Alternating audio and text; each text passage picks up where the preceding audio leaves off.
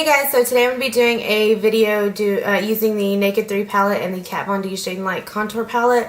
I've had a couple people message me in the last few days, and actually in the last couple weeks, asking me questions about foundations, how to contour, what to use, what brushes to use, things like that, and it really kind of inspired me to get right back into doing what I really love, and that's these videos and just answering questions and sharing what I use and how I use it and why I use it. So I'm going to try my best to kind of get back into it. I can't promise anything because I do have a newborn baby and I am a new parent and I do work. So it's kind of all new to me and it can get a little bit stressful. So I'm just going to try my best really to get at least one video up a month. That's really the best I can promise because life is a little bit busy right now. But for those of you who asked me in passing, when are you going to put up a new video? I'm putting one up now and I will try my best to continue to do this, not because not just because you guys want me to, but because I love doing it.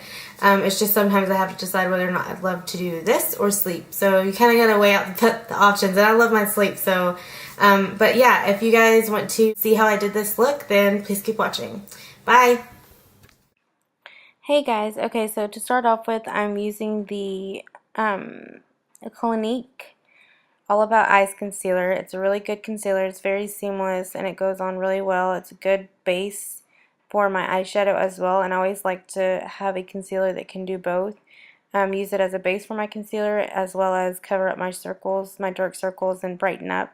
So that is a really good concealer. I just recently discovered it after working for the company, and I absolutely love it. This shade that I'm going in with is the, I believe, let me see. I'm using an E40 Sigma brush, and I'm using the shade Limit first to go all over the crease and blow it out as far as I can. I'm just really going back and forth in windshield wiper motions, making sure that I'm making it as blended as I possibly can. There really is no rhyme or reason whenever you're doing that. It's really just the best way to do it is just go back and forth in little circular motions and try to make it as blended as you possibly can. I don't remember the number of this brush, but it is a Sigma brush, and I'm going in with the Nooner shade, and I'm making sure that I don't go any higher than I did with the Limit shade, and that's the best way. Another good tip on how to make everything look as blended as you possibly can, without ending up with this big blob on your eye. That's a lot of the times what ends up happening in these smoky eyes is you don't really see where one color ends and one color starts because of the fact that you're not being careful of going too far over that lighter shade. The shade that I put all over my lid with my finger was the Strange shade from the Naked 3 palette, and I just use my finger because I find that that's the easiest.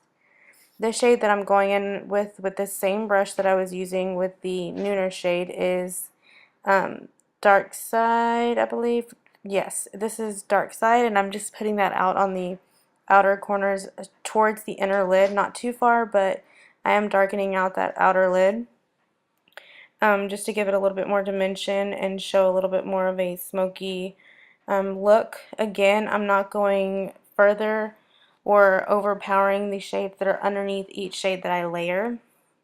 And that darkest shade that I put out on the outer corner is the Black Heart shade, the darkest shade from the palette. And I just made sure that I really didn't go too far in with that because that's really important. If not, you'll end up looking like you have a black eye. This shade that I'm using with a shader brush from Sigma as well, I am using the Dust shade, and I did spray some Fix Plus on there to kind of help make it stick.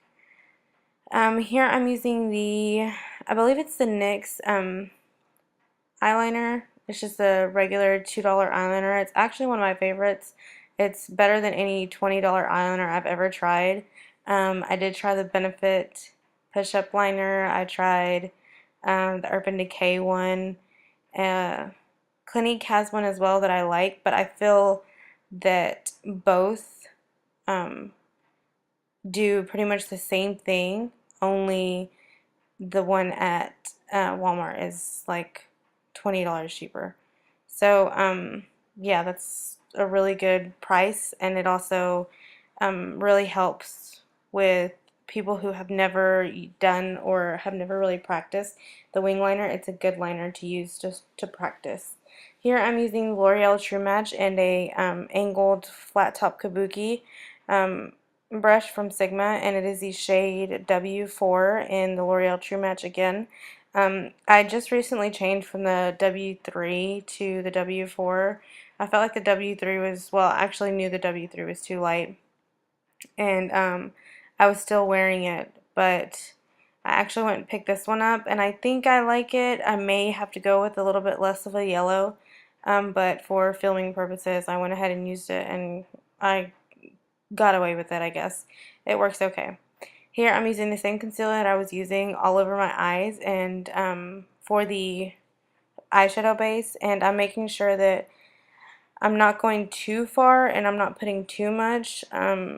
It's a good concealer for highlighting and contouring. I love the consistency of it because it's not too heavy. I do have creases under my eyes.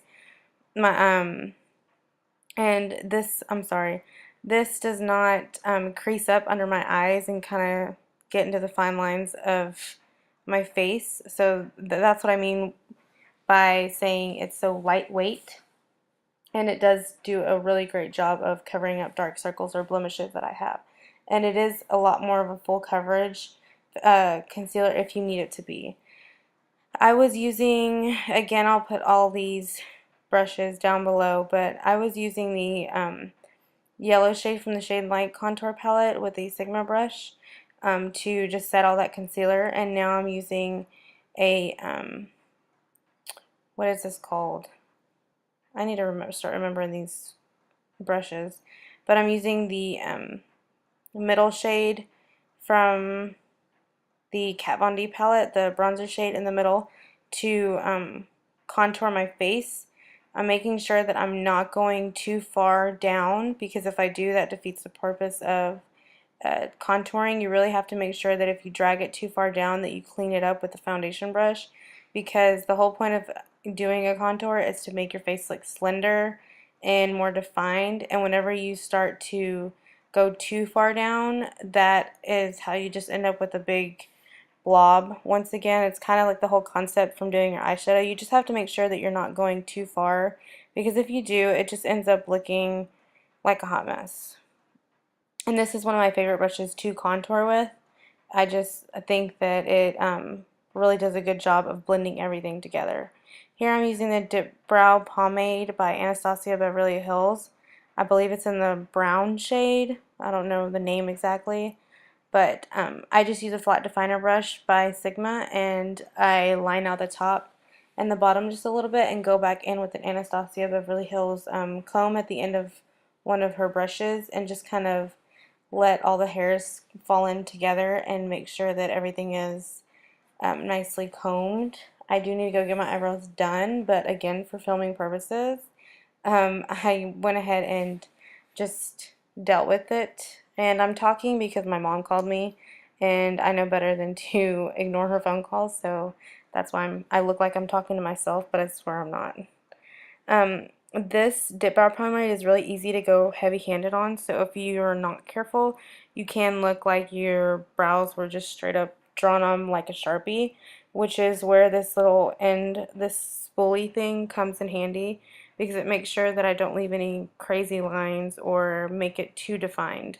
It helps kind of blend everything back out. And I'm just making sure here that they're combed out and nice and groomed. Next, I'm going to be going in with my concealer brush again and making sure that those lines from that Dip Brow Pomade are not too harsh. And I'm just brushing it out and making sure that the lines are very clean to try to make it appear as though I don't need to go get them done. Next, I'm going to go ahead and grab a NW20 Flesh Toned pencil from MAC, and I'm just going to draw a really crisp, thin line underneath where I actually put that Dip Brow Pomade. It's just to make my eyebrows look a lot more defined. I don't always do it, but I do like to do it when I have a more dramatic eye. Here I'm just going back and blending a little bit more with that same brush with no additional product to make it look a little bit more blown out and clean things up. Here I'm taking a blush brush by Sigma, and I'm using the Berry Pop Cheek Pop by Clinique. That was a tongue twister.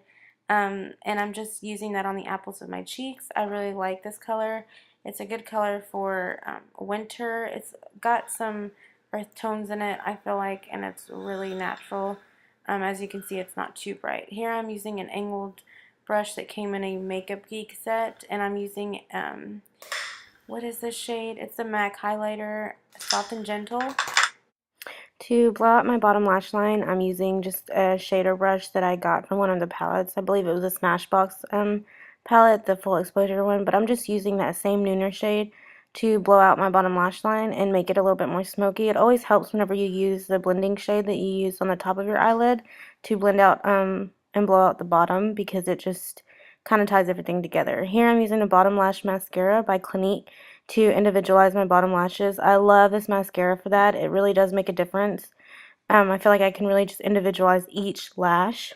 I did skip putting on my eyeliner, my waterline eyeliner, and my lashes, just because I felt like those are two things are a little self-explanatory, and I just kind of wanted to cut down the time on the video.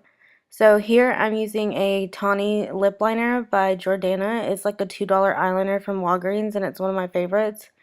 Um, it is just kind of natural, and it really just gives me back my natural lip color, maybe just a little bit pinker, so that I can use any lipstick that I choose.